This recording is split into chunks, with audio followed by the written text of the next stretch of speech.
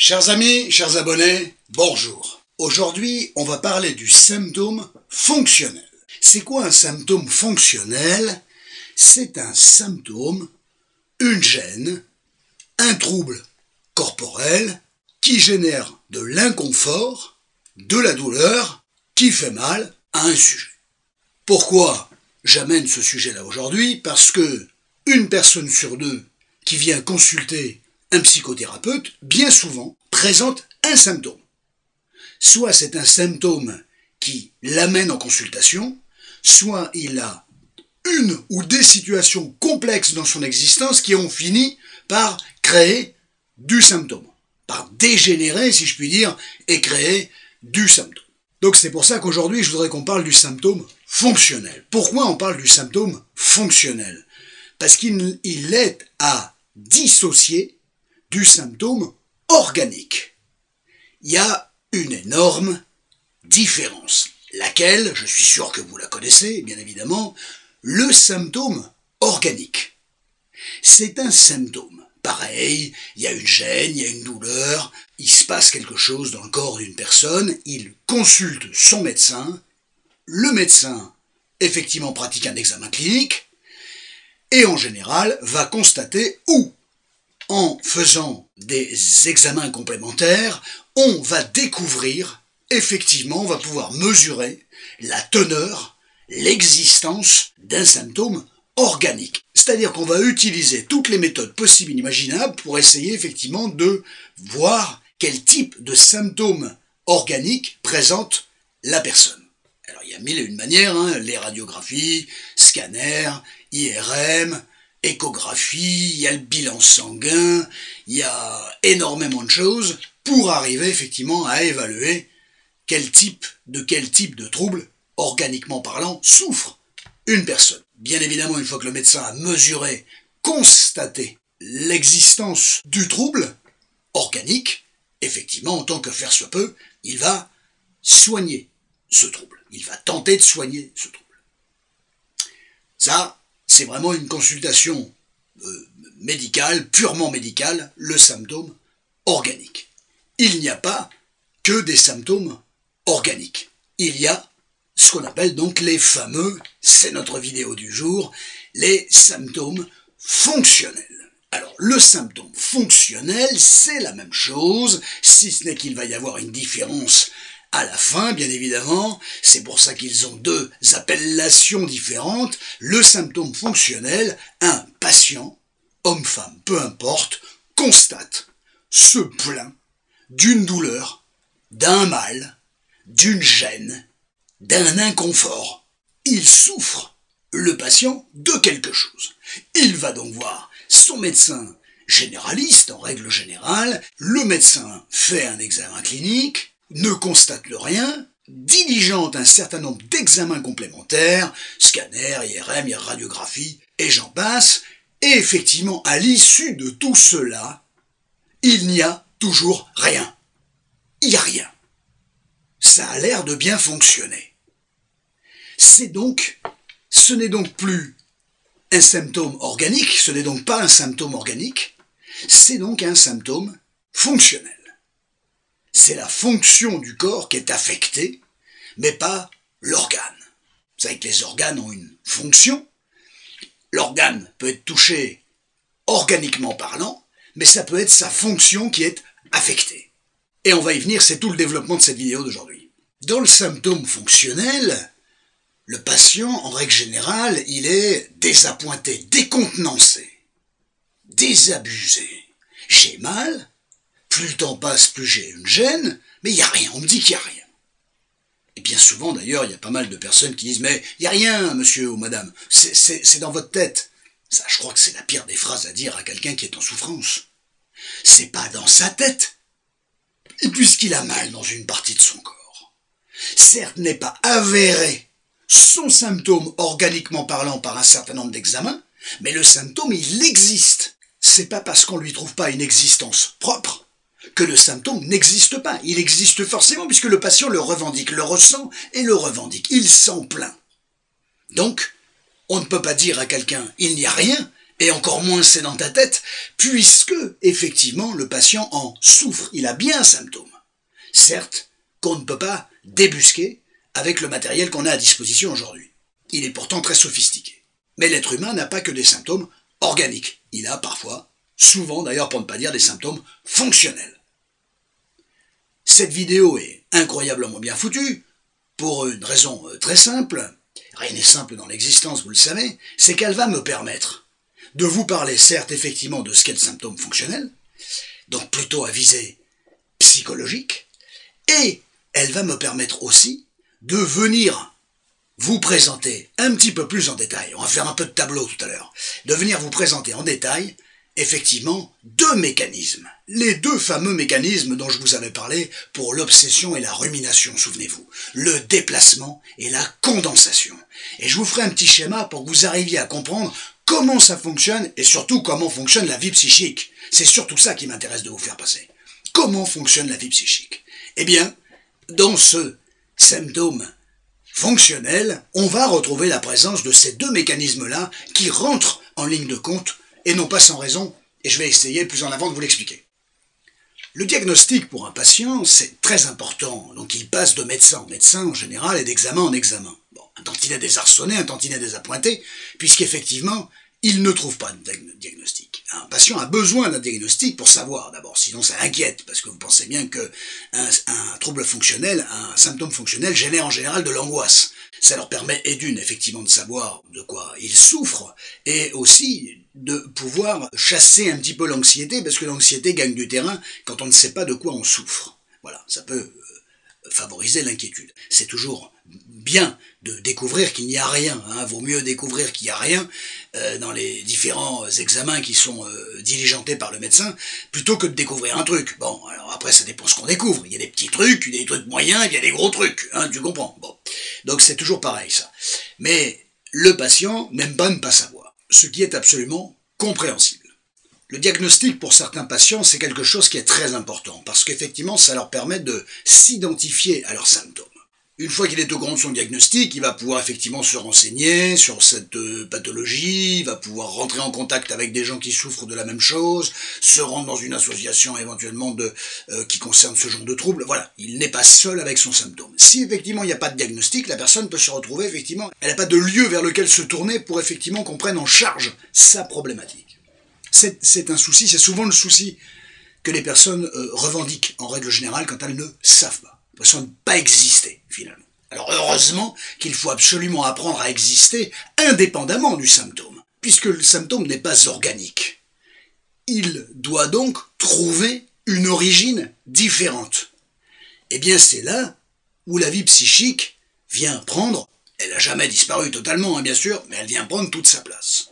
Il y a un lien permanent entre le corps et le psychisme. Un symptôme, c'est souvent un lanceur d'alerte d'un conflit psychique non résolu, non repéré, négligé même parfois, vulgarisé, rentré. Ce conflit psychique, il est souvent accompagné bien évidemment d'un ressenti, d'une émotion, d'émotion et d'un ressenti.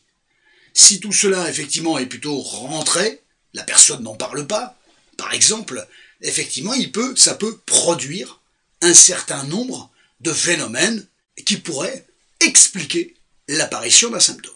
Tout ça est possible compte tenu que la psyché et le corps, le soma, sont étroitement reliés. Quand quelque chose ne parvient pas à s'exprimer, notamment verbalement, je voudrais juste vous rappeler que nous sommes des êtres de parole, eh bien il y a le risque qu'il y ait le soma qui rentre en ligne de compte, le corps, et que les mots, je la fais, les basiques celle-là, les mots MAUX viennent traduire ce que les mots MOTS ne peuvent pas dire ou ne veulent pas dire. Et dans ce cas, effectivement, le processus de conversion, notion freudienne, le processus de conversion est lancé. C'est quoi cette conversion freudienne ? C'est une mécanique, bien évidemment, psychologique, c'est un système de défense, le symptôme hystérique de conversion, comme il avait été nommé initialement, c'est initialement un élément purement psychique, qui se transforme, qui mute, qui se déplace vers le fonctionnement corporel, vers le fonctionnement du corps. Autrement dit, va se former, va se créer un symptôme fonctionnel, dit fonctionnel. pas organique, fonctionnel. Parfois, bien évidemment, s'opère un mécanisme de refoulement, parfois pas du tout, et parfois un refoulement partiel. Dans le cas d'un symptôme fonctionnel, on est dans les deux derniers cas de figure, soit il n'y a pas eu de refoulement, soit effectivement il y a un refoulement partiel. S'il y avait refoulement, il n'y aurait pas le symptôme. Donc on est forcément dans un refoulement partiel. Le refoulement se définit par le retrait de l'affect et la cessation, pour ne pas dire la suppression de sa causalité. À partir du moment où il y a un symptôme, ça ne peut pas répondre à cette notion, à cette définition du refoulement. Donc c'est pour ça qu'on pourrait parler de refoulement partiel, sans vouloir tout compliquer, hein. Justement, je cherche à simplifier pour que vous arriviez à bien comprendre tout ça. Rentre donc en ligne de compte, puisque le refoulement échoue partiellement, c'est-à-dire que bien souvent, la représentation de la situation initiale est refoulée, mais pas l'affect. Pas l'affect. Donc ça va produire et ça va converger vers autre chose. Autrement dit, la représentation de la situation initiale. Elle est refoulée, mais l'affect reste et se retrouve dirigé vers une autre représentation. Cette nouvelle représentation devient le représentant de la représentation elle-même refoulée, ou partiellement refoulée. Il existe un lien symbolique d'association entre les deux. Vous le verrez tout à l'heure avec le tableau, c'est tout simple. Il y a une association réelle entre les deux représentations. On peut les associer. D'où le processus de pouvoir faire passer un message inconscient au sujet affecté par l'intermédiaire d'une autre représentation, dont le représentant représente la première représentation elle-même refoulée. Si vous êtes encore avec moi, je serais vachement content. Opère, dans ces cas-là, des mécanismes inconscients de défense. Les mécanismes de défense, les fameux, j'en ferai une vidéo, mais là effectivement il fallait au moins un minima que je parle de ces deux-là. Le déplacement, la condensation, ils interviennent. Ils rentrent en jeu. Le déplacement, c'est quoi? Eh bien, le déplacement, c'est un processus psychique inconscient par lequel l'affect d'une représentation, l'affect, l'émotion, les ressentis, donc l'affect d'une représentation se reporte sur une autre qui possède une charge émotionnelle tout aussi intense, voire moins intense, et à laquelle elle est liée par une chaîne associative. Les fameuses associations d'idées freudiennes. Tiens, telle chose, ça vous fait penser à quoi? Autre mécanisme psychique qui intervient, inconscient, mécanisme de défense, la condensation. La condensation, c'est un peu différent du déplacement. La condensation désigne un mécanisme psychique inconscient par lequel une représentation concentre les éléments d'une série d'autres représentations. Cette représentation, elle est à la croisée des chemins, comme à un carrefour, en fait, si vous voulez, et ça lui permet d'agglomérer les autres représentations. Tous les chemins convergent vers un carrefour, et au carrefour se crée effectivement cet élément qui catalyse le tout. Cette représentation représente les autres représentations. Elle les cristallise à elle seule. Un élément, une représentation, représente un trait commun avec les autres, avec d'autres éléments, d'autres représentations. Mais toutes ces représentations, au lieu d'exister, j'ai envie de dire, chacune par elle-même, elles existent toutes en ne se reposant que sur une seule. Il y a donc un processus de condensation. On condense. Et effectivement, il reste un élément qui, par association, toujours, vous verrez tout à l'heure sur le petit schéma, si ça fonctionne, effectivement, il y a une condensation. 4 éléments, ou 3 éléments, ou 2 éléments peuvent être représentés par un seul. C'est une représentation. C'est pas un copier-coller parfait. On n'est pas dans l'informatique là, on est dans du psychisme. C'est une représentation. Ça le représente. Il représente, c'est un représentant en fait, si vous voulez, il représente les autres. Un petit peu comme quand vous donnez une délégation à quelqu'un, plusieurs personnes donnent une délégation à quelqu'un, un pouvoir de signature, une délégation quelle qu'elle soit, la personne va représenter plusieurs personnes. Ce représentant, cette représentation s'exprime au nom des autres, d'une certaine manière. Il y a une cristallisation sur une seule représentation qui représente les autres. Condensation. C'est condensé. Au lieu d'en avoir 4, on en a 1. Et on met tout sur celui-là. Pourquoi on met tout sur celui-là? Parce que par un jeu associatif, on peut effectivement y voir un lien direct entre cet élément se représentant issu de la condensation et les autres éléments. On le verra tout à l'heure sur le petit schéma. C'est basique. Dans la condensation, plusieurs éléments, plusieurs images ou actions pourront être fondus en une seule qui exprime en même temps plusieurs éléments. C'est un peu comme quand vous faites un rêve et que vous avez sur une seule personne plusieurs caractéristiques qui sont le fruit de 3 ou 4 personnes. Comme si vous voyez sur un seul collègue toutes les caractéristiques de vos collègues, en fait, si vous voulez. C'est ça la condensation. Il y a beaucoup de gens qui racontent leurs rêves et qui disent « Ah ben oui, mais c'est bizarre, j'ai vu mon collègue, mais il avait toutes les autres caractéristiques de tous mes collègues, c'est bizarre. » Et c'est pas bizarre, c'est de la condensation. Bon alors, un cas de figure typique qui colle bien à la situation de ce qu'est la condensation. Regardez, on va prendre 4 situations différentes vécues par la même personne. Je vous explique. Première situation, la personne, elle vient avec un symptôme que je vous donnerai à la fin. Un symptôme, bien évidemment, fonctionnel, pas organique. Les examens ont été faits, il n'y a rien. Fonctionnel. Elle se plaint d'un symptôme. Au cours de sa thérapie, elle me raconte, cette personne, qu'elle a toujours eu un parent très sévère, très rigide, qui gérait de main de fer, comme cette personne avait utilisé l'expression. Ça m'avait marqué. Donc, on met le parent, un parent ici, j'espère que vous verrez quelque chose parce que, au pire, vous avez mon raisonnement, hein. Le parent qui gère donc de main de fer. Voilà, autoritaire. Autoritaire. Rigide. Et cette personne en avait beaucoup souffert. Beaucoup souffert. Donc là, on a une première problématique. Ensuite, on en a une autre. Cette personne attendait, à un moment donné, elle était en plein déménagement, et elle attendait de l'aide de sa sœur. La sœur n'est pas venue. Elle attendait un coup de main. Il n'est pas venu. La sœur, coup de main.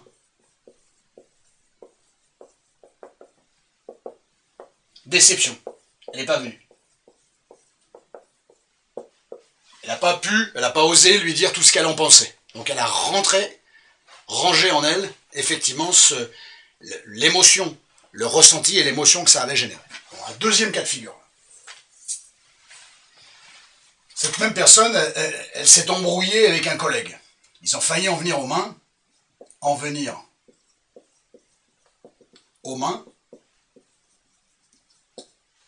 Se battre, quoi, avec un collègue. Et hop, on a une troisième problématique. Cette personne se confie toujours à moi en me disant « Ma fille, elle est ado, je ne la tiens plus. Franchement, je ne peux plus la tenir, je la tiens plus. Je la tiens pas, elle s'en va, fait ce qu'elle veut, je la tiens pas, je la tiens plus. » Ce sont ces mots. Hein. Je ne la tiens plus. Je ne tiens plus ma fille. Je ne sais pas si vous voyez un truc, mais bon, vous avez le raisonnement. Je ne tiens plus ma fille. Voilà. Et là, c'est donc la fille. 4 situations différentes vécues par la même personne. Les 4. La condensation, c'est un carrefour. Et au carrefour, il y a une représentation qui va venir à elle-même, seule, représenter les autres. C'est simple. Donc ça vient ici, hop, ça va là, et ça va là, hop, ça va là, hop, chacune va atterrir sur un carrefour. Alors je sais pas comment on va faire, hop, comme ça, voilà, ça c'est une rue, hop, lui va là, lui, il va là, lui il va comme ça, voilà, on s'en fout du détail, je sais pas pourquoi je me merde avec ça. Bref, qu'est-ce qu'il va y avoir ici? Qu'est-ce qui va symboliser tout ça? La main. Une main de fer, l'autorité de la mère, le coup de main qui n'est pas venu, la déception que ça a généré, l'émotion et les blessures ici, c'est sérieux aussi, tout n'a pas été exprimé aux parents, la fille que je ne tiens plus, vous tenez avec quoi vous? La main, et en venir aux mains avec le collègue, la colère, la frustration. Le symbole, le représentant de ces 4 situations, la main. Elle est venue me voir au début, initialement, parce qu'elle avait les mains, lui, brûlaient le matin à son réveil. Tous les examens avaient été faits, rien, absolument rien. Les mains, lui, brûlaient, parfois picotaient, dans le meilleur des cas, lui brûlait, et ça passait, ça finissait par passer au bout d'une heure dans la matinée. Et ça l'inquiétait particulièrement. Jusqu'au jour où cette personne a saisi ça. Et oui, et qu'elle en a fait quelque chose. Et ça, c'est important de vous montrer ça. La condensation, c'est ça. C'est exactement ça. Là, ça paraît simple, mais la vie psychique fonctionne comme ça. Avec des représentations, avec des symboles, avec du symbolisme. Et ça, c'est capital de saisir ce fonctionnement-là. Il apparaît dans 3 situations particulières pour l'être humain: la formation du rêve, la formation du symptôme, et, bien souvent, les cas obsessionnels. Bien souvent. Voilà. Le déplacement, c'est presque plus simple. À la limite, c'est, là, j'ai plus de place sur mon schéma, mais c'est, voilà, un trouble affectif, voilà, et puis la personne se met à avoir des palpitations. Le cœur représente, effectivement, le trouble affectif, hein, le cœur, c'est normal, c'est un symbole, c'est plus qu'un symbole. Donc, le déplacement se fait, au lieu d'être focus sur, effectivement, la rupture, par exemple, ou un trouble relationnel, la personne commence à présenter un symptôme. On parle de symptômes, hein, depuis tout à l'heure, hein. L'histoire de la main, c'est un symptôme, hein, fonctionnel. Au niveau fonctionnel, pareil, ces personnes-là font des examens cliniques très poussés, il n'y a rien. Test d'effort, échographie cardiaque, tout un tas de choses, il n'y a rien. Bilan sanguin, il n'y a absolument rien. Si ce n'est que la personne, tout d'un coup, se met à présenter une arythmie ou des palpitations. Voilà. Alors qu'en fait, donc le symptôme c'est bien mis en œuvre par phénomène de déplacement. La problématique se déplace, l'idée de la problématique est refoulée, mais pas l'affect, et l'affect vient se déposer, effectivement, sur une partie du corps qui représente, symbolise la problématique de la personne, la problématique psychique de la personne, psycho-affective de la personne, le cœur.